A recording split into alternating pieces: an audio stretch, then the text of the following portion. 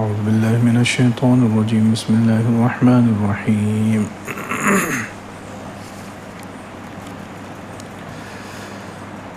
وبالحق انزلناه وبالحق نزل وما ارسلناك الا مبشرا ونذيرا وقرآنا فرقناه لتقرأه على الناس على مكث ونزلناه تنزيلا قل آمنوا به أو لا تؤمنوا إن الذين أوتوا العلم من قبله إذا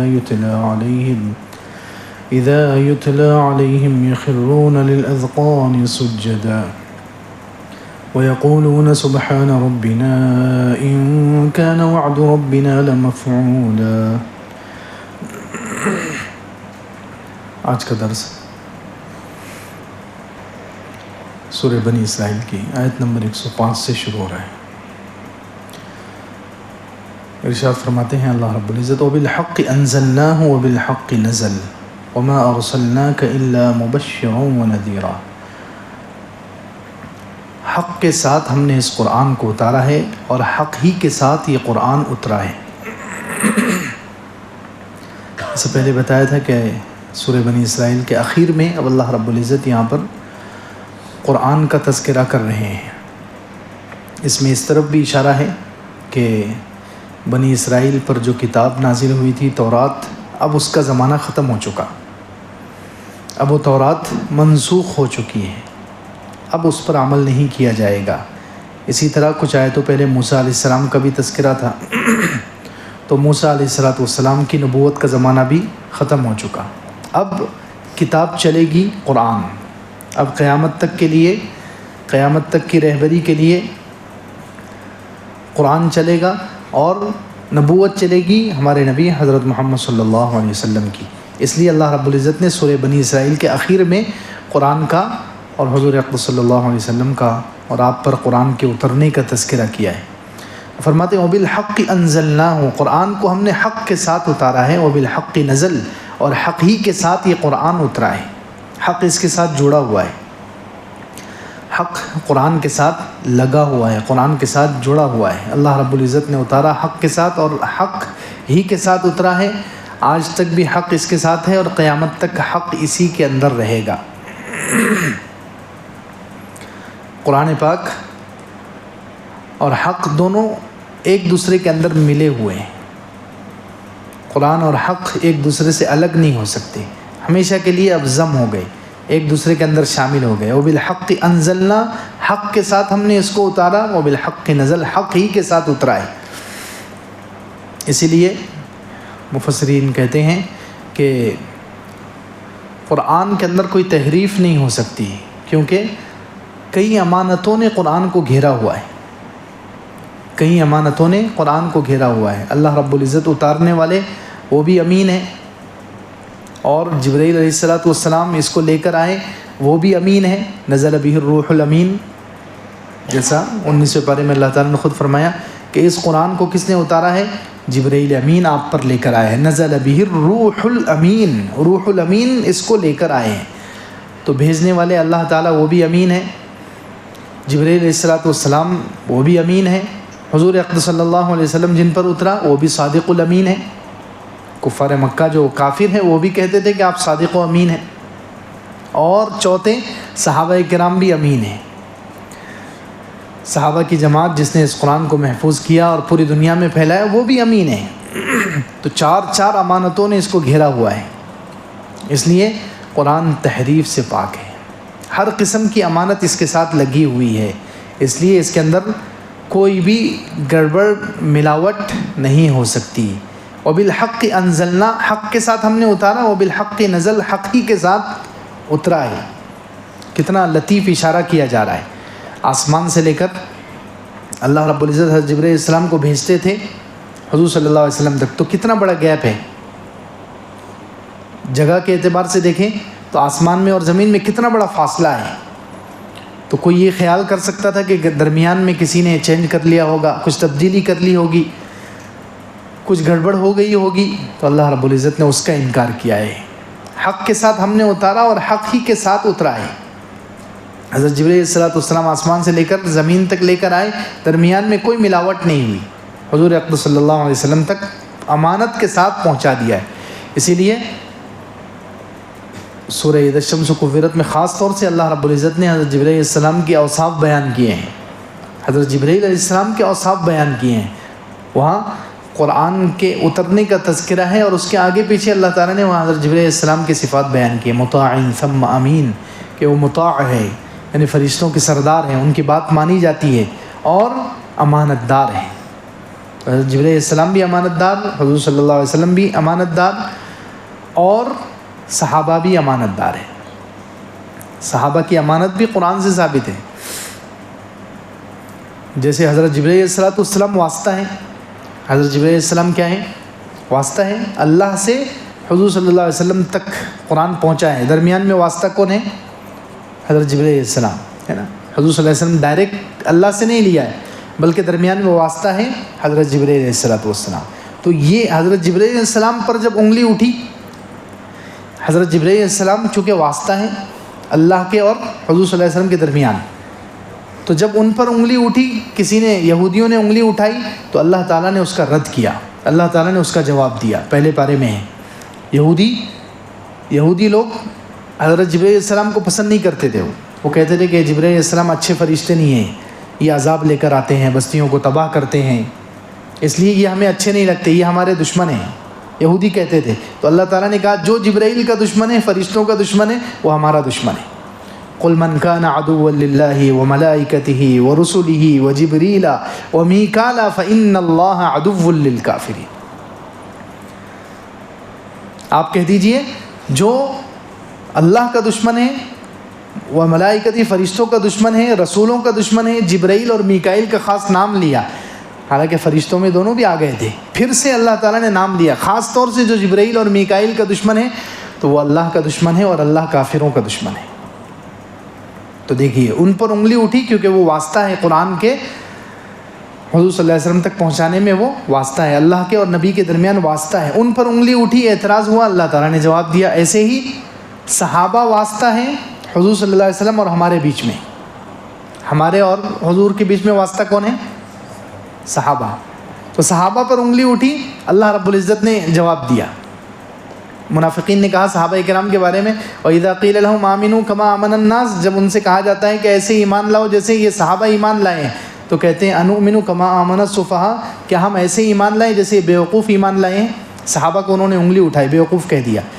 تو اللہ رب العزت نے جواب دیا، أَلَا إِنَّهُمْ هُمُ السُّفَهَاءُ، غور سے سنو، یہی بیوقوف ہیں۔ دیکھیے صحابہ نے جواب نہیں دیا، اللہ نے جواب دیا ہے۔ صحابہ کا مقام تو دیکھیے، واسطہ ہے وہ ہمارے اور نبی کے بیچ میں، اس لیے ان پر جب انگلی اٹھے گی اللہ جواب دیتے ہیں، اللہ نے جواب دیا۔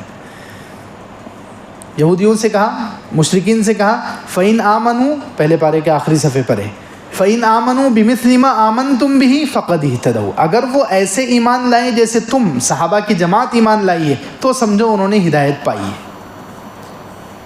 صحابہ کے جیسے ایمان نہیں ہے تو پھر ہدایت نہیں ملی۔ ایک چھوٹے سے صحابی تھے حضرت زید، ان پر ایک منافق عبداللہ ابن ابی جو منافقوں کا سردار تھا، وہ ایک مرتبہ غزوہ بنو المصطلق سے واپس آ رہے تھے حضور صلی اللہ علیہ وسلم صحابہ کرام کے ساتھ، تو وہ منافقوں کا سردار بیٹھا ہوا تھا، اور وہ اپنے منافقوں کے بیچ میں، اور جو انصار مدینے کے لوگ تھے ان کے بیچ میں بیٹھ کر وہ منافقوں کا سردار عبداللہ ابن ابی وہ کہنے لگا مہاجرین کو، صحابہ کرام کو گالی دے کر اس نے کہا کہ یہ ذلیل لوگ ہیں، نعوذ باللہ، ہم جب مدینے جائیں گے تو ان ذلیلوں کو ہم مدینے سے نکال دیں گے، عزت والے لوگ ذلیلوں کو نکال دیں گے۔ تو وہاں ایک چھوٹے سے صحابی تھے، چھوٹی عمر کے صحابی تھے حضرت زید، انہوں نے سن لیا، ان کو غصہ آ گیا، انہوں نے جا کر حضور صلی اللہ علیہ وسلم سے شکایت کر دی کہ یہ عبداللہ ابن ابی منافقوں کا سردار آپ لوگوں کو، مہاجرین کو ذلیل کہہ رہا ہے، نعوذ باللہ۔ اس کے جملے انہوں نے ہو بہو جا کر حضور صلی اللہ علیہ وسلم سے نقل کر دیے۔ اب وہ منافقین کے سردار عبداللہ ابن ابی کو معلوم ہوا تو وہ تو بڑا گھبرایا، تو وہ آیا حضور صلی اللہ علیہ وسلم کے سامنے آ کر قسمیں کھانے لگا اور کہنے لگا کہ یہ بچہ ہے، یہ زید کیا ہے؟ بچہ ہے، اس کے سننے میں غلطی ہوئی ہوگی، میں نے ایسا نہیں کہا۔ اور کچھ بڑے انصاری صحابہ بھی جو تھے انہوں نے بھی سفارش کر دی انہوں نے بھی سفارش کر دی کہ ہاں یہ بچہ ہے زید، بچے کی بات کہاں سن رہے ہیں آپ، یہ عبداللہ ابن ابی تو قوم کا سردار ہے، اس کے مقابلے میں آپ بچے کی کیا پرواہ کر رہے ہیں، یہ تو بچہ ہے، ہو سکتا ہے اس کے سننے میں کچھ اونچ نیچ ہو گئی ہوں گے، بچہ ہے۔ یہ کہہ کر انہوں نے حضور صلی اللہ علیہ وسلم کو مطمئن کرنے کی کوشش کی، حضور خاموش ہو گئے۔ تو اللہ تعالیٰ نے قرآن کی آیتیں اتاری۔ جب ایک بچہ صحابی ہے لیکن سچے مومن ہے، وہ ان کو جب برا بھلا کہا گیا، ان کو جھوٹا کہا گیا کہ یہ جھوٹے ہیں، جھوٹی بات نقل کر رہے ہیں، تو اللہ رب العزت نے جواب دیا، سبحان اللہ، ایک بچے کی وجہ سے۔ یقولون لئن رجعنا الى المدینة لیخرجن الاعز منها الاذل، اس نے جو عبداللہ ابن ابی نے جو جملے کہے تھے وہی جملے اللہ تعالیٰ نے نقل کیے کہ اس نے یہ جملے کہے ہیں، اور وہ نبی کے جو صحابی ہے زید، چاہے بچے ہیں لیکن وہ جھوٹ نہیں بول رہے، انہوں نے یہ کہا ہے لئن رجعنا الى المدینہ، اگر ہم مدینے جائیں گے لیخرجن الاعز منها الاذل، ہم عزت والے مل کر ذلیلوں کو نکال دیں گے۔ تو اللہ تعالیٰ نے کہا وَلِلَّهِ الْعِزَّةُ وَلِرَسُولِهِ وَلِلْمُؤْمِنِينَ، یاد رکھو عزت تو اللہ کے لیے ہے، اللہ کے رسول کے لیے ہے اور ایمان والوں کے لیے، لیکن منافقین نہیں جانتے۔ تو دیکھیے صحابہ چاہے بچے ہیں، وہ چھوٹے ہیں، لیکن وہ ہمارے اور نبی کے درمیان واسطہ، ان پر جب انگلی اٹھے گی، انہیں جب برا بھلا کہا جائے گا تو جواب کون دے گا؟ اللہ، کیونکہ وہ واسطہ ہے۔ جیسے حضرت جبرائیل علیہ السلام واسطہ ہیں، تو ان پر جب انگلی اٹھی اللہ نے جواب دیا، تو ایسے ہی صحابہ پر جب انگلی اٹھی، اعتراض ہوا، انہیں برا بھلا کہا گیا، جواب اللہ تعالیٰ دیتے ہیں۔ کیوں؟ اس لیے کہ وہ قرآن کو ہم تک پہنچانے میں واسطہ ہے، تو یہ قرآن کی حفاظت کے لیے یہ سارا انتظام ہے۔ تو فرمایا وَبِالْحَقِّ أَنزَلْنَاهُ وَبِالْحَقِّ نَزَلَ، حق کے ساتھ ہم نے اس قرآن کو اتارا ہے اور حق ہی کے ساتھ یہ اترا ہے۔ وَمَا أَرْسَلْنَاكَ إِلَّا مُبَشِّرًا وَنَذِيرًا، ہم نے آپ کو نہیں بھیجا مگر خوشخبری سنانے والا اور ڈرانے والا بنا کر۔ تمام انبیاء علیہ السلام کو اللہ تعالیٰ نے یہ دونوں چیزیں دے کر بھیجا ہے، رسولا مبشرین و منذرین، ہم رسول بھیجتے تھے، وہ خوشخبری بھی سنانے والے ہیں اور ڈرانے والے بھی ہیں۔ تو حضور اقدس صلی اللہ علیہ وسلم کی بھی یہ دو صفات بہت جگہ اللہ رب العزت نے قرآن میں بیان کی ہیں کہ آپ مبشر، خوشخبری سنانے والے بھی ہیں، وعدے سناتے ہیں، یہ عمل کر لو گے یہ ثواب ملے گا، یہ عمل کر لو گے یہ ثواب ملے گا، یہ عمل کر لو گے جنت میں فلاں درجہ ملے گا، فلاں چیز ملے گی، مبشر۔ لیکن قرآن میں ایک خاص صفت جو حضور صلی اللہ علیہ وسلم کی بیان ہوئے، نذیر، ڈرانے والا۔ آج کل ہم لوگ عام طور پر اس کو نظر انداز کر دیتے ہیں، عام طور پر سمجھا جاتا ہے کہ حضور صلی اللہ علیہ وسلم خالی اکثر خوشخبری سناتے تھے، حالانکہ اکثر ڈرانے والے ہیں۔ نذیر کی صفت، حضور صلی اللہ علیہ وسلم کی ڈرانے کی صفت خاص طور سے قرآن میں اللہ تعالیٰ نے بہت زیادہ بیان کی ہے کہ آپ ڈراتے تھے، جہنم سے ڈرائیں گے، عذاب سے ڈرائیں گے، یہ عمل چھوڑ دو گے تو یہ گناہ، سزاؤں سے ڈراتے ہیں، وعیدوں سے ڈراتے ہیں، اللہ کی طرف سے آنے والی مصیبتوں سے اور عذابوں سے ڈراتے ہیں۔ ڈرانا خاص صفت ہے یہ۔ ایک مفسر گزرے ہیں علامہ ابو الحسن البقاعی رحمہ اللہ، ان کی تفسیر ہے نظم الدرر فی تناسب الآیات والسور، اس میں حضرت کہتے ہیں، سورہ حج کی ایک آیت ہے، قل یا ایھا الناس انما انا لکم نذیر مبین، آپ کہہ دیجئے کہ اے لوگوں میں تمہارے لیے کھلم کھلا ڈرانے والا ہوں۔ وہاں صرف ڈرانے والا، نذیر کا لفظ ہے کہ اے لوگوں، سورہ حج میں تمہارے لیے کھلم کھلا ڈرانے والا ہوں۔ تو اس آیت کی تفسیر میں حضرت فرماتے ہیں النذارۃ ہی المقصود الاعظم فی الدعوہ، ڈرانا، نذارت یعنی ڈرانا، یہ سب سے بڑا مقصد ہے دعوت کا۔ دعوت کا بڑا مقصد کیا ہے؟ ڈرانا۔ ہم سمجھتے ہیں کہ خوشخبری سنانا، فضائل سنا دو، فضائل سنا دو، فضائل سنا دو، فضائل سنانا بھی ہے، خوشخبری دینا بھی ہے، لیکن بڑا مقصد دعوت کا، بڑا مقصود دعوت سے ڈرانا ہے۔ قرآن میں کتنی جگہ ہے دیکھیے، اب کچھ آیتیں سنیے۔ سورہ فرقان کی پہلی آیت ہے 19ویں پارے میں، 18ویں پارے کے آخر میں سورہ فرقان ہے، اس میں پہلی آیت میں اللہ تعالیٰ نے فرمایا تبارک الذی نزل الفرقان علی عبدہ لیکون للعالمین نذیرا، بابرکت ہے وہ ذات جس نے قرآن کو اتارا اپنے بندے پر تاکہ وہ سارے جہانوں کو ڈرائے۔ دیکھیے لیکون للعالمین نذیرا، خالی نذیر کا ذکر ہے۔ اللہ کے نبی کیا ہے؟ نذیر۔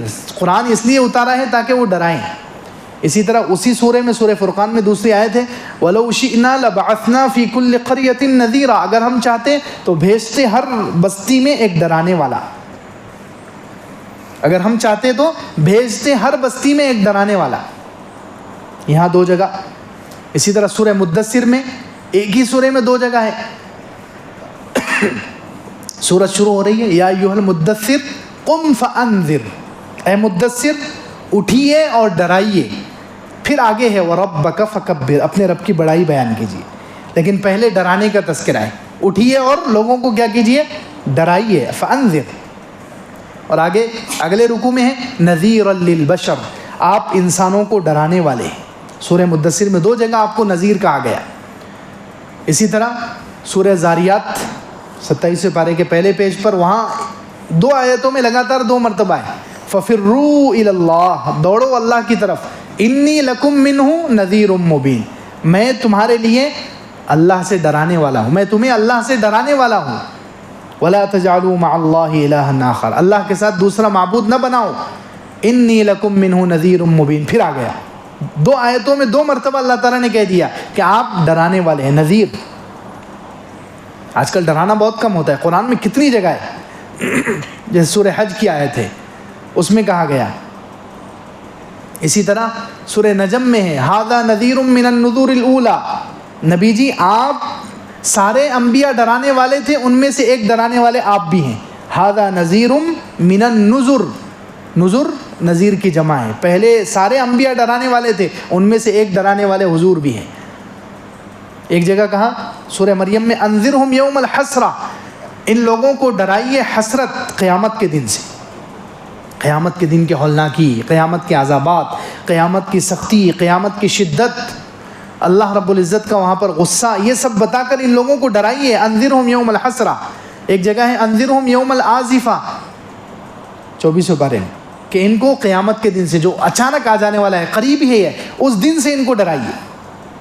دیکھیے کتنی مرتبہ ڈرانے کا تذکرہ آ رہا ہے کہ آپ کو ڈرانے والا بنا کر بھیجا گیا. آپ لوگوں کو ڈرائیے. حتیٰ کہ جب جہنمی جہنم میں چلے جائیں گے، جہنمی لوگ جہنم میں چلے جائیں گے، تو وہاں جہنم کے جو داروغے ہیں وہ کیا پوچھیں گے؟ کلما القی فیہا فوج، سورہ ملک میں کلما القی فیہا فوج سألہم خزنتہا الم یأتکم نذیر. جب بھی کوئی فوج، کوئی گروہ، کوئی جماعت کو جہنم میں ڈالا جائے گا تو جہنم کے جو داروغے ہیں وہ پوچھیں گے سألہم خزنتہا الم یأتکم نذیر، کیا تمہارے پاس کوئی ڈرانے والا نہیں آیا تھا؟ تو وہ کہیں گے قالوا بلا قد جاءنا نذیر، کیوں نہیں، ہمارے پاس ڈرانے والے آئے تھے. فکذبنا، ہم نے ان کو جھٹلایا. وقلنا ما نزل اللہ من شیء، اور ہم نے کہا کہ اللہ نے تو کچھ بھی نہیں اتارا. پھر آگے افسوس کریں گے لو كنا نسمع، وقالوا لو كنا نسمع او نعقل ما كنا في اصحاب السعیر، کہیں گے کہ اگر ہم سن لیتے نبیوں کی بات، ڈرانے والوں کی بات سن لیتے اور سمجھ جاتے تو آج ہم جلتی ہوئی آگ میں نہ ہوتے. تو دیکھیے ڈرانا یہ حضور اقدس صلی اللہ علیہ وسلم کی خاص صفت ہے. خاص آپ کو بار بار حکم دیا گیا آپ ڈرائیے. اسی لیے حدیث میں فرمایا، صحیح حدیث میں، کہ میری مثال اور مجھے جو اللہ نے وحی دے کر بھیجا ہے اس کی مثال، مثلی و مثل ما بعثنی اللہ بہ، میری مثال اور اللہ نے جو مجھے وحی دے کر بھیجا ہے اس کی مثال ایسی ہے جیسے کمثل رجل اتی قومہ، اس شخص کی طرح ہے جیسے ایک آدمی اپنے قوم کے پاس آیا، ایک آدمی اپنی قوم کے پاس آیا اور اس نے کہا انی رأیت الجیش بعینی، میں نے اپنی آنکھوں سے لشکر کو دیکھا ہے. اس نے اپنی قوم سے آ کر کہا کہ یہاں اپنی بستی کے باہر ایک لشکر کھڑا ہوا ہے جو تمہارے اوپر حملہ کرنے والا ہے، میں نے اپنی آنکھوں سے اس لشکر کو دیکھا ہے، لہذا بچاؤ کا سامان لے لو، اپنے آپ کو فنجا، اپنے آپ کو بچا کر نکل جاؤ یہاں سے، کیونکہ اس لشکر سے لڑنے کی طاقت نہیں ہے. تو کچھ لوگوں نے اس بستی کے کچھ لوگوں نے، ایک جماعت نے ان کی بات مان لی، اس آدمی کی بات مان لی. فَأَدْلَجُوا، راتوں رات وہ نکل گئے، راتوں رات اپنا سامان لے کر، اپنی جان بچا کر، اپنی آل اولاد کو لے کر نکل گئے اور وہ نجات پا گئے. لیکن کچھ لوگوں نے اس آدمی کو جھوٹا سمجھا، کچھ لوگوں نے اس آدمی کو سمجھا کہ یہ جھوٹ بات کر رہا ہے، تو وہ وہیں پڑے رہے. صبح اس لشکر نے حملہ کر دیا اور ان سب لوگوں کو تہس نہس کر دیا. تو اللہ کے رسول صلی اللہ علیہ وسلم نے ارشاد فرمایا یہ میری مثال ہے، جو میری بات مان لیتے ہیں، میری اتباع کرتے ہیں، وہ ایسے ہیں جیسے وہ لوگ راتوں رات نکل کر انہوں نے اپنی جان بچا لی، اور جو میری بات نہیں مانتے، مجھے جھٹلاتے ہیں، وہ ایسے ہیں کہ جن پر اس لشکر نے حملہ کر دیا اور ان کو قتل کر دیا۔ دیکھیے اس میں خاص طور سے لفظ ہے انا النذیر العریان، میں کھلم کھلا تمہیں ڈرانے والا ہوں۔ تو نبیوں کی اور حضور اقدس صلی اللہ علیہ وسلم کی خاص صفت ہے۔ تو آج ڈرانے کی بہت زیادہ ضرورت ہے کہ ڈرایا جائے کہ نماز چھوڑنے کا کیا گناہ ہے، روزہ چھوڑنے کی کیا سزا ہے، آنکھوں کے زنا کی کیا سزا ہے، فلاں حرام کام کی کیا سزا ہے، جہنم کی سزاؤں سے، آخرت کی سزاؤں سے ڈرایا جائے تاکہ لوگ حرام کام چھوڑیں، مسلمان حرام کام چھوڑے، اللہ کی نافرمانیاں چھوڑے۔ تو فرمایا وما ارسلناک الا مبشرا ونذیرا، ہم نے نہیں بھیجا آپ کو مگر خوشخبری سنانے والا اور ڈرانے والا بنا کر۔ وقرآنا فرقناہ لتقرأہ علی الناس، اور اس قرآن کو ہم نے جدا جدا کر کے اتارا ہے، تھوڑا تھوڑا کر کے، فرق نہ ہو، ٹکڑے ٹکڑے کر کے اتارا ہے، کبھی 5 آیت، کبھی 10 آیت، کبھی 1 سورت، کبھی 2 سورت، پورا قرآن اکٹھے نہیں آیا۔ قرآن کی خاصیت ہے یہ۔ پچھلے انبیاء علیہ السلام کو جو کتابیں دی گئی تھی، پچھلے نبیوں کو جو کتابیں دی گئی تھی، وہ کتابیں ایک ساتھ دے دی جاتی تھی۔ حضرت موسیٰ علیہ السلام کو اللہ تعالیٰ نے کوہ طور پر بلایا، 40 دن کا چلہ کروایا اور ایک ساتھ پوری تورات حوالے کر دی، پوری کتاب ان کو اکٹھے دے دی گئی، یہ لے کر جائیے اپنے قوم کے پاس۔ ایسے ہی سارے پچھلے جتنے انبیاء علیہ السلام ہیں ان کو صحیفے دیے گئے یا کتابیں دی گئی، وہ اکٹھی پوری کتاب دے دی جاتی تھی۔ لیکن قرآن کی خاصیت ہے کہ قرآن تھوڑا تھوڑا، وَقُرْآنًا فَرَقْنَاهُ، قرآن کو ہم نے ٹکڑے ٹکڑے کر کے، جدا جدا کر کے اتارا ہے، لِتَقْرَأَهُ عَلَى النَّاسِ عَلَى مُكْثٍ، تاکہ آپ لوگوں کے سامنے اس کو پڑھیں ٹھہر کر۔ وَنَزَّلْنَاهُ تَنزِيلًا، ہم نے اس کو اتارتے اتارتے اتارا ہے، ہم نے اس کو اتارتے اتارتے اتارا ہے، اکٹھے نہیں اتارا۔ مشرکین نے اعتراض کیا تھا، 19ویں پارے میں ہے کہ مشرکین نے کہا وَقَالُوا لَوْلَا نُزِّلَ عَلَيْهِ الْقُرْآنُ جُمْلَةً وَاحِدَةً، مشرکین نے کہا کہ ان پر قرآن ایک ساتھ کیوں نہیں آتا؟ جیسے پہلے نبیوں پر کتابیں آئی تو ان پر محمد صلی اللہ علیہ وسلم پر لولا نزل علیہ القرآن جملة واحدہ، ایک ساتھ پورا قرآن کیوں نہیں آتا؟ الگ الگ کیوں آ رہا ہے؟ تھوڑا تھوڑا کر کے کیوں اتر رہا ہے؟ تو اللہ رب العزت نے وہاں 19ویں پارے میں جواب دیا ہے کذالک لنثبت به فؤادک، یہ ہم تھوڑا تھوڑا کر کے اس لیے اتارے ہیں تاکہ آپ کا دل مضبوط ہو۔ سبحان اللہ، موقع محل کے اعتبار سے قرآن اترتا تھا تو دل میں جماؤ، مضبوطی پیدا ہوتی تھی، استقامت پیدا ہوتی تھی، اللہ کی محبت بڑھ جاتی تھی، ایمان میں تازگی اور نشاط پیدا ہو جاتی۔ موقع محل کے غزوہ بدر ہوا، اس کے بعد غزوہ بدر کی آیتیں اتر گئی۔ غزوہ احد ہوا تو غزوہ احد میں کیا غلطی ہوئی وہ اس کے بارے میں آیتیں اتر گئی۔ حضرت عائشہ رضی اللہ عنہ پر تہمت لگی، اس واقعے کے بارے میں آیتیں اتر گئی۔ ایسا کسی نے کوئی سوال پوچھا یسألونک عن الروح، یہ لوگ آپ سے روح کے بارے میں پوچھتے ہیں، تو اللہ رب العزت نے اس وقت وہ آیتیں اتاری۔ یہ لوگ آپ سے شہر حرام کے بارے میں پوچھتے ہیں، محترم مہینوں کے بارے میں پوچھتے ہیں، یہ لوگ آپ سے چاند کے بارے میں پوچھتے ہیں، یسألونک عن الاہلہ۔ تو جیسے سوال جاتا تھا اللہ رب العزت قرآن اتارتے تھے، تو اس سے جو ہے حضور صلی اللہ علیہ وسلم کا بھی دل مضبوط ہوتا تھا، صحابہ کرام کا بھی دل مضبوط ہوتا تھا کہ ہم حق پر ہیں، اللہ کی مدد ہمارے ساتھ ہے، قرآن ہمارے سامنے اتر رہا ہے، جیسے سوالات جا رہے ہیں، جیسے حالات پیش آ رہے ہیں اس کے مطابق آیتیں اتر رہی ہے۔ تو بتائیے ایمان تازہ ہوگا کہ نہیں ہوگا؟ دل میں کتنی مضبوطی، جماؤ پیدا ہوگا۔ اس لیے اللہ رب العزت نے قرآن کو آہستہ آہستہ اتارا ہے، تھوڑا تھوڑا کر کے، موقع محل کے حساب سے، جیسا موقع ہے، جیسے حالات ہے، اس کے اعتبار سے آیتیں اترتی تھی۔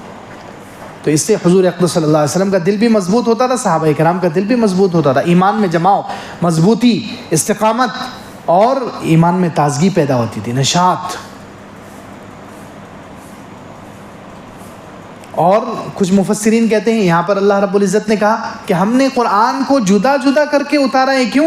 لِتَقْرَأَهُ عَلَى النَّاسِ عَلَى مُكْثٍ، تاکہ آپ لوگوں کے سامنے، صحابہ کے سامنے پڑھیں ٹھہر ٹھہر کر۔ اس کی دوسری وجہ یعنی اللہ تعالیٰ نے خود بیان کی ہے۔ دوسری وجہ کیا ہے اس کی؟ کہ تھوڑا تھوڑا کر کے قرآن اس لیے اتارا ہے کہ جب یہ قرآن اتر رہا تھا حضور صلی اللہ علیہ وسلم کے زمانے میں، تو شروع زمانے میں جو مسلمان ہونے والے لوگ ہیں وہ سب بڑی عمر کے ہیں. اکثر صحابہ اکثر کون ہیں؟ نوجوان ہیں، 20-25 سال، 30 سال، 40 سال، 50 سال، بڑی عمر کے لوگ تھے. صحابہ کی عمریں اکثر جب مسلمان ہوئے تو بڑی عمریں تھی ان کی، زیادہ بچے نہیں تھے وہ. آج کل بچے ہیں ہمارے پاس، تو یہ بچے پورا 30 پارے ان کے سامنے رکھ دو تو وہ آسانی سے قرآن یاد کر لیتے ہیں، کیونکہ بچے ہیں، ان کا ذہن کچا ہوتا ہے اور بہت تیز ہوتا ہے، یاد کرنا آسان ہوتا ہے. صحابہ کرام کی عمریں بڑی تھی. تو کچھ مفسرین کہتے ہیں یہاں اللہ تعالیٰ نے کہا لِتَقْرَأَهُ عَلَى النَّاسِ عَلَى مُكْثٍ، اس میں طریقہ بتایا ہے کہ تھوڑا تھوڑا قرآن اس لیے اتارا جا رہا ہے تاکہ آپ ان کے سامنے تلقین کر کے یاد کرائیں. حضور صلی اللہ علیہ وسلم صحابہ کرام کو کیسے یاد کراتے تھے؟ حضرت عمر رضی اللہ عنہ کی روایت ہے. حضرت عمر کا قول ہے کہ قرآن 5 آیتیں یاد کیا کرو، کیونکہ جبرائیل علیہ السلام اکثر 5 آیتیں لے کر آتے تھے تھوڑا تھوڑا. تو حضور صلی اللہ علیہ وسلم جتنی آیتیں اترتی تھی، یاد کرنے کا طریقہ کیا تھا؟ صحابہ کرام کو تلقین کے ساتھ، صحابہ کرام کا مجمع بیٹھا ہوتا تلقین کرا، ایک آیت پڑھے یا ایھا المدثر یا ایھا المدثر یا ایھا المدثر، بار بار پڑھتے تھے. صحابہ کرام کا مجمع پڑھتا تھا، آیت یاد ہو جاتی تھی اس طرح تلقین کر کے. کیونکہ صحابہ کرام یہ بھی تو بات تھی کہ اکثر صحابہ کرام ان پڑھ تھے. اکثر صحابہ کرام کیا تھے؟ امیین، یعنی دیکھ کر لکھا ہوا پڑھنا نہیں آتا تھا ان کو. حافظت تھا ان کا لیکن لکھا ہوا پڑھنا نہیں آتا تھا ان کو. اس لیے قرآن یاد کرنے کا طریقہ کیا تھا؟ تلقین کا. حضور صلی اللہ علیہ وسلم ایک آیت کو دہراتے تھے، صحابہ دہرا کر یاد کر لیتے تھے. جب وہ آیت یاد ہو گئی اگلی، ایسی جتنی آیتیں اتر گئی 5-10 ایک ساتھ اترتی تھی، تو اتنی آیتیں حضور صلی اللہ علیہ وسلم تلقین کے ذریعے سے بار بار دہرا کر یاد کرا دیتے تھے. تو قرآن آہستہ آہستہ اتارنے میں ایک حکمت یہ بھی ہے کہ صحابہ کرام بڑی عمر کے لوگ ہیں، آپ ان کو پڑھائیں تاکہ ان کے ذہن میں قرآن بیٹھ جائے. تو اس لیے اکٹھے قرآن نہیں دیا گیا. لِتَقْرَأَهُ عَلَى النَّاسِ عَلَى مُكْثٍ، تاکہ آپ لوگوں کے سامنے قرآن پڑھیں ٹھہر ٹھہر کر، یعنی ایک ایک آیت کر کر کے ان کو یاد کرائیں. کیونکہ یہ ایسا جو قرآن ہے ہمارے سامنے جو 30 پاروں میں ایک ساتھ، یہ 2 پٹھوں کے بیچ میں 30 پارے ایک ساتھ آ گئے، یہ پوری حضور کی زندگی میں ایسا کبھی بھی نہیں ہوا، ایسا ایک ساتھ جمع ہوا ہی نہیں. حضور اقدس صلی اللہ علیہ وسلم کی زندگی میں ایک ساتھ 30 پارے لکھے ہوئے کہیں بھی نہیں تھے. الگ الگ، کسی صحابی کے پاس 10 آیتیں، کسی کے پاس 20 آیتیں، کسی کے پاس 50 آیتیں، کسی کے پاس 1 سورہ، کسی کے پاس 2 سورے، الگ الگ. کسی کے پاس چھال پر لکھا ہوا ہے، درخت کی چھال پر لکھا ہوا ہے، یا جانور کی کھال پر لکھا ہوا ہے، یا پتوں پر کسی اور چیز پر لکھا ہوا ہے. تو صحابہ کرام کے پاس الگ الگ تھا. یہ ایک جگہ جمع کس نے کیا ہے؟ 30 پاروں کو اکٹھا ایک ساتھ جمع کیا ہے. پہلے حضرت ابو بکر رضی اللہ عنہ نے، دوسرے حضرت عثمان رضی اللہ عنہ نے. پہلے حضرت ابو بکر رضی اللہ عنہ نے جمع کیا. جب خطرہ محسوس ہوا کہ کہیں یہ الگ الگ آیتیں ہیں صحابہ کرام کے پاس بکھری ہوئی، ایک ساتھ 30 پارے کسی کے پاس بھی نہیں ہے، تو کہیں ایسا نہ ہو کہ ضائع ہو جائے. جن صحابہ کے پاس ہے یا تو کچھ چوری ہو جائے یا کسی طریقے سے ضائع ہو جائے، یا ان صحابی کا انتقال ہو جائے، وہ انہی کے ساتھ چلا جائے. تو خطرہ پیدا ہوا. تو حضرت ابو بکر رضی اللہ عنہ نے حضرت عمر رضی اللہ عنہ سے مشورہ کیا. حضرت عمر کے ذہن میں پہلے بات آئی، حضرت عمر نے حضرت ابو بکر کو تیار کیا، حضرت ابو بکر نے حضرت زید بن ثابت کو تیار کیا، پھر ایک جماعت تیار ہوئی اور پھر قرآن کو اکٹھے کیا گیا.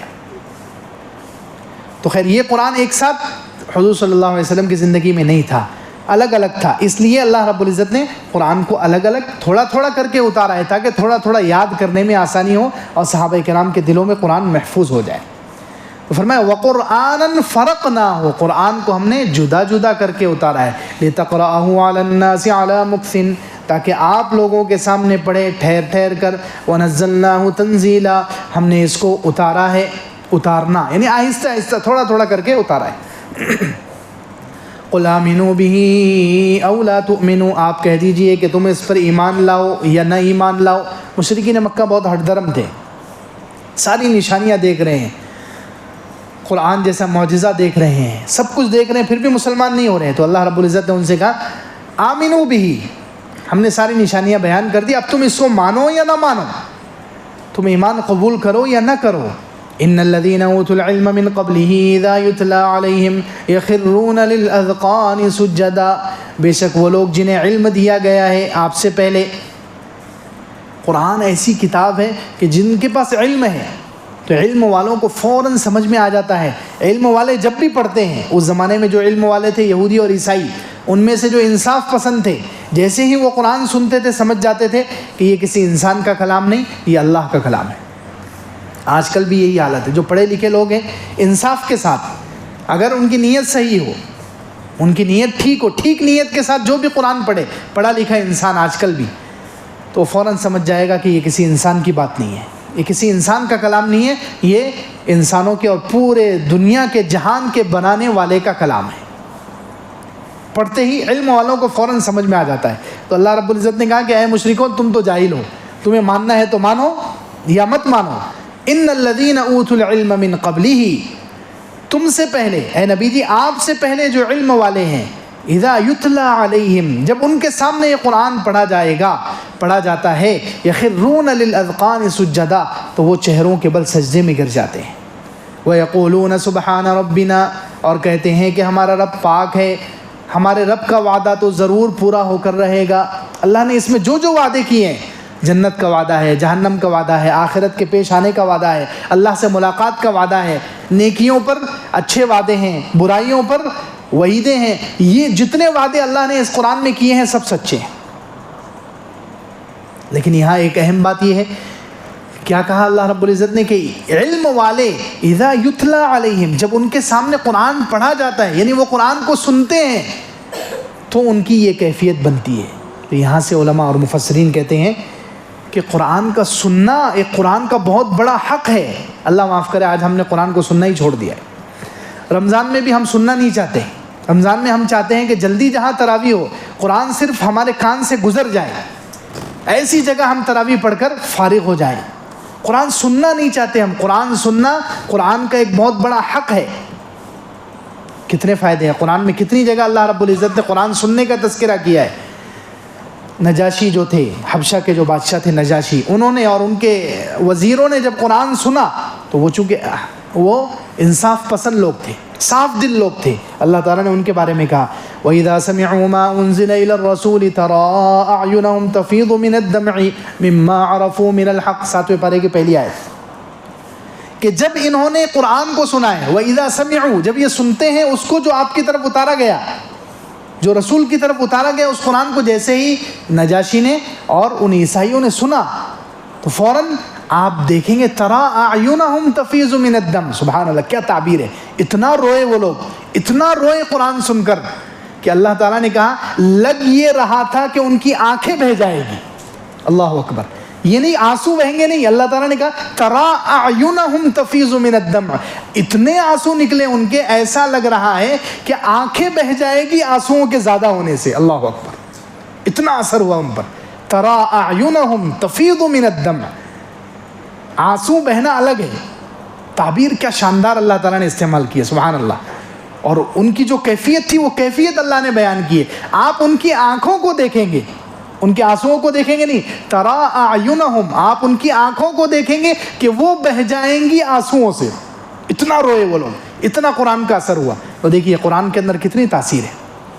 اسی طرح سجدے کی آیت ہے، سورہ مریم کی آیت ہے، اس میں اللہ رب العزت نے پچھلی امت کا تذکرہ کیا ہے. دیکھیے اولئک الذین انعم اللہ علیہم من النبیین، وہ لوگ جن پر اللہ نے انعام کیا ہے نبیوں میں سے، یعنی جن پر اللہ کا انعام ہوا. ایک تو نبی من ذریت آدم، آدم علیہ السلام کی اولاد میں سے، اور ممن حملنا مع نوح، اور وہ لوگ جن کو ہم نے نوح علیہ السلام کے ساتھ کشتی پر سوار کرایا جو بچ گئے، اور من ذریت ابراہیم و اسرائیل، ابراہیم علیہ السلام کی ساری اولاد، حضرت یعقوب کی ساری اولاد، وہ لوگ وممن ہدینا واجتبینا، جن کو ہم نے ہدایت دی ہے، جن کو اپنے لیے چنا ہے. پورے آدم علیہ السلام سے لے کر حضور صلی اللہ علیہ وسلم تک سارے ہدایت یافتہ لوگ، سارے چنے ہوئے لوگوں کی نشانی کیا ہے، ان کی خاص صفت کیا ہے کہ جب ان کے سامنے اللہ کی آیتیں سنائی جاتی ہیں تو وہ سجدوں میں گرتے ہیں روتے ہوئے. اللہ اکبر. دیکھیے قرآن سننا کتنی بڑی عبادت ہے. حضرت آدم علیہ السلام سے لے کر اللہ تعالیٰ نے نوح علیہ السلام کا تذکرہ کیا، نوح علیہ السلام کی اولاد، ان کے ساتھ جو کشتی میں سوار تھے، ابراہیم علیہ السلام کی اولاد، اسرائیل یعنی یعقوب علیہ السلام کی اولاد، اور جس کو اللہ نے ہدایت دی ہے، چنا ہے، سب کی یہ خاصیت ہے اذا تتلی علیہم آیات الرحمن خروا سجدا وبکیا. سجدے کی آیت ہے, سجدہ کر لینا بعد میں.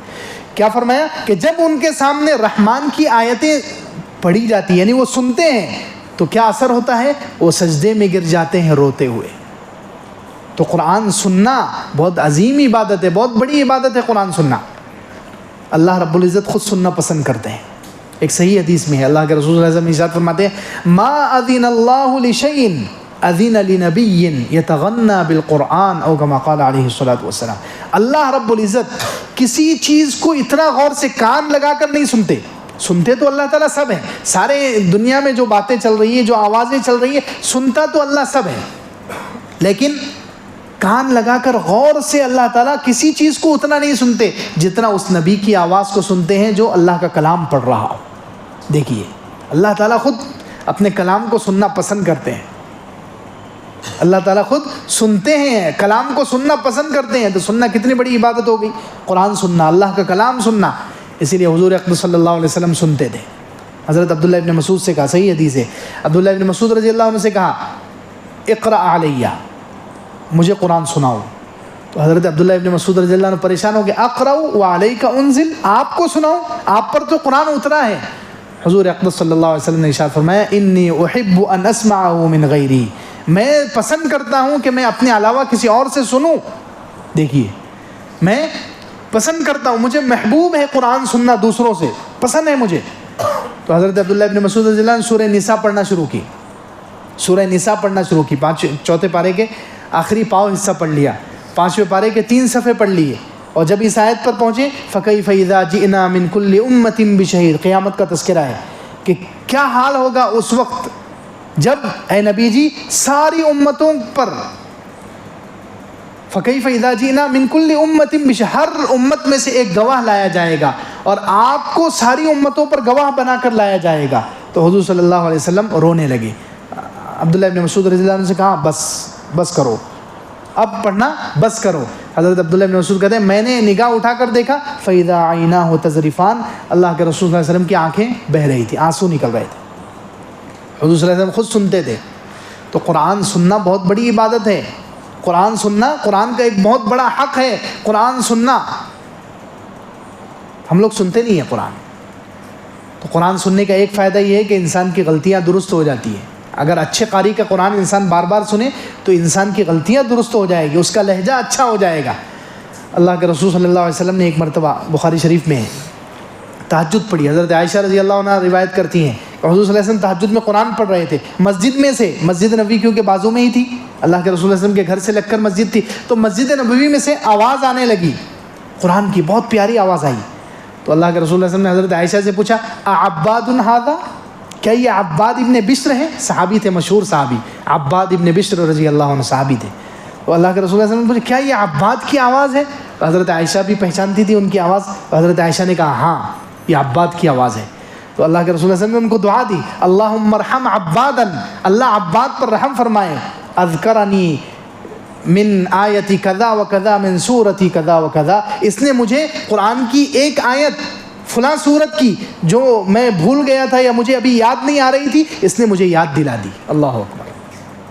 دیکھیے دوسرے کے قرآن سننے سے یہ فائدہ ہوتا ہے کہ انسان کی اگر کوئی غلطی ہو تو درست ہو جاتی ہے, کوئی چیز یاد نہیں رہی تو یاد ہو جاتی ہے. اللہ کے رسول صلی اللہ علیہ وسلم نے دعا دی ہے اور ان کا قرآن سنا ہے. تو قرآن سننے سے ایک فائدہ یہ ہوتا ہے.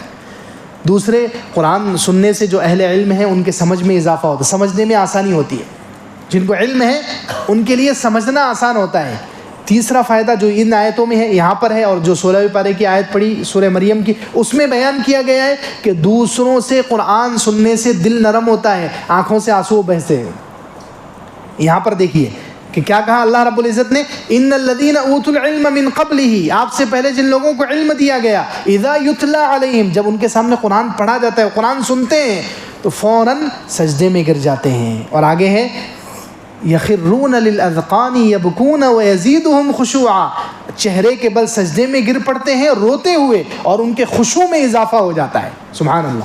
دوسروں سے قرآن سنیں گے تو دل نرم ہوگا, خشوع میں اضافہ ہو جائے گا, خشوع میں اضافہ ہو جائے گا. اللہ کے رسول صلی اللہ علیہ وسلم کی ایک اور حدیث مسند احمد میں ہے, اللہ کے رسول صلی اللہ علیہ وسلم اور حضرت عائشہ رضی اللہ عنہ دونوں کہیں گئے ہوئے تھے, باہر سے آئے, حضور صلی اللہ علیہ وسلم جلدی گھر میں آ گئے, حضرت عائشہ رضی اللہ عنہ کا انتظار کر رہے ہیں, بہت دیر ہو گئی، حضرت عائشہ آئی نہیں رہی. کچھ دیر کے بعد جب آئی تو اللہ کے رسول صلی اللہ علیہ وسلم نے ارشاد فرمایا اے عائشہ تجھے کس چیز نے روک لیا تھا؟ کہاں ٹھہر گئی تھی تم؟ کہاں رک گئی تھی؟ میں کب سے انتظار کر رہا ہوں. تو حضرت عائشہ رضی اللہ عنہ نے کہا کہ اللہ کے رسول صلی اللہ علیہ وسلم مسجد میں ایک شخص قرآن پڑھ رہا تھا، میں نے اس سے اچھی آواز نہیں سنی، میں نے اس سے زیادہ اچھی آواز نہیں سنی. تو اللہ کے رسول صلی اللہ علیہ وسلم نے ارشاد فرمایا میں بھی سنتا ہوں. حضور گئے، حضور صلی اللہ علیہ وسلم گھر میں سے نکل کے اسپیشل گئے مسجد میں، جا کر ان کا قرآن سنا اور واپس تشریف لائے. اور حضرت عائشہ سے کہا تمہیں معلوم ہے وہ کون ہے؟ وہ سالم مولا ابی حذیفہ ہے، ایک صحابی تھے، کالے کلوٹے غلام تھے، لیکن آواز اللہ نے ان کو اتنی پیاری عطا فرمائی، قرآن کی برکت سے اللہ تعالیٰ نے ان کو اتنا اونچا مقام دیا کہ حضور صلی اللہ علیہ وسلم کیا کہہ رہے ہیں اے عائشہ تجھے معلوم ہے وہ کون ہے؟ وہ سالم مولا حذیفہ ہیں. اور آگے کیا کہا؟ الحمدللہ الذی جعل من امتی مثلہ، کہ تمام تعریفیں اس اللہ کے لیے ہے جس نے میری امت میں اس جیسے لوگ پیدا کیے ہیں. اللہ اکبر. حضور صلی اللہ علیہ وسلم نے فخر کیا ہے، سبحان اللہ، قرآن کی برکت سے. قرآن سنا اور اتنا فخر ہوا حضور صلی اللہ علیہ وسلم کو، ان کی آواز سن کر اتنا مزہ آیا کہ حضور صلی اللہ علیہ وسلم نے ارشاد فرمایا تمام تعریفیں اس اللہ کے لیے ہے جس نے میری امت میں اس جیسے لوگ پیدا کیے. سبحان اللہ. اسی لیے حضرت عمر رضی اللہ عنہ ان کے بارے میں کہتے تھے، حضرت عمر کے زمانے میں ان کا انتقال ہوگا، شہید ہو گئے تھے وہ. تو حضرت عمر جب انتقال ہونے لگا حضرت عمر کا اور خلافت کا مسئلہ آیا کہ آپ کے بعد کون خلیفہ بنے گا، تو حضرت عمر رضی اللہ عنہ نے کمیٹی بنائی، 5-6 لوگوں کو طے کیا. لیکن حضرت عمر نے اس وقت ایک جملہ کہا کہ اگر وہ سالم مولا ابی حذیفہ جو غلام تھے حالانکہ، لیکن وہ اگر زندہ ہوتے تو میں کسی سے رائے نہ لیتا، ان کو امیر بنا دیتا. اللہ اکبر. اندازہ لگائے حضرت عمر ان کو کس کے ہم پلہ سمجھ رہے ہیں؟ حضرت عثمان کے. حضرت عمر کے بعد خلیفہ کون بنے؟ حضرت عثمان بنے.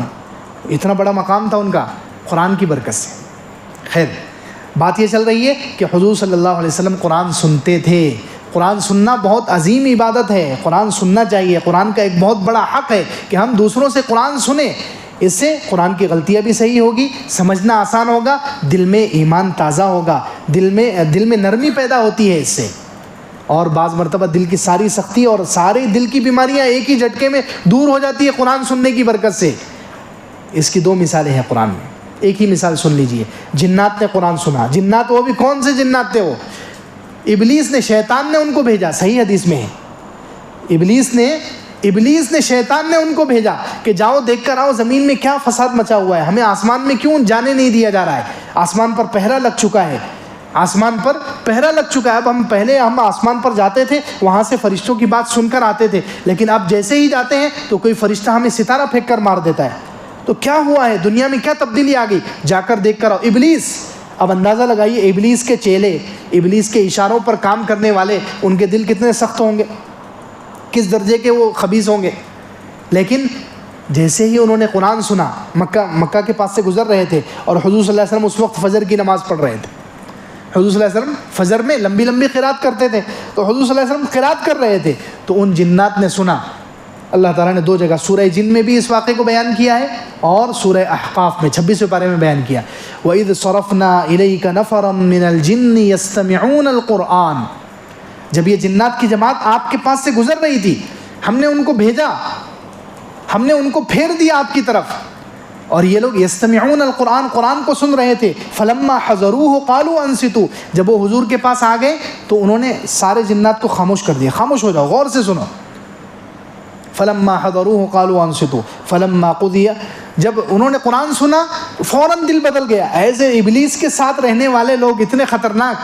ایک مرتبہ حضور صلی اللہ علیہ وسلم کی زبان مبارک سے قرآن سنا، فوراً وہ مسلمان بھی ہو گئے اور اپنی قوم کو جا کر انہوں نے دعوت دی اور اپنی قوم کو ڈرانے والے بن گئے. قالوا انا سمعنا قرآنا عجبا. ہم نے ایک عجیب کلام سنا ہے. قالوا یا قومنا انا سمعنا قرآنا عجبا یہدی الی الرشد فآمنا به ولن نشرک بربنا احدا. سارا شرک، کفر، دل کی جتنی خباثت تھی سب دور ہو گئی قرآن سننے کی وجہ سے. تو اس لیے قرآن سننا ایک بہت بڑی عبادت ہے، عظیم عبادت ہے. ہمیں اہتمام کرنا چاہیے قرآن سننے کا. کسی دوسروں کا قرآن بار بار سننا چاہیے، زیادہ سے زیادہ سننا چاہیے، تاکہ ہمارے دل کی سیاہی دور ہو، دل کی سختی دور ہو، دل کی روحانی بیماریاں دور ہو اور دل میں نرمی پیدا ہو. تو فرمایا وَيَقُولُونَ سُبْحَانَ رَبِّنَا إِن كَانَ وَعْدُ رَبِّنَا لَمَفْعُولًا. یہ لوگ جب قرآن کو سنتے ہیں، پہلے اہل علم پچھلی امتوں میں سے، تو وہ کہتے ہیں کہ ہمارا رب پاک ہے، ان کان وعد ربنا لمفعولا، ہمارے رب کا وعدہ تو ضرور پورا ہو کر رہے گا. وَيَخِرُّونَ لِلْأَذْقَانِ يَبْكُونَ وَيَزِيدُهُمْ خُشُوعًا، وہ لوگ چہروں کے بل گر پڑتے ہیں روتے ہوئے اور ان کے خشوع میں اضافہ ہو جاتا ہے. یہ بھی سجدے کی آیت تھی. 2 سجدے سب پر واجب ہو چکے ہیں. دعا کے بعد سجدہ کر لیں، یا وضو نہ ہو تو پھر بعد میں بھی کر سکتے ہیں.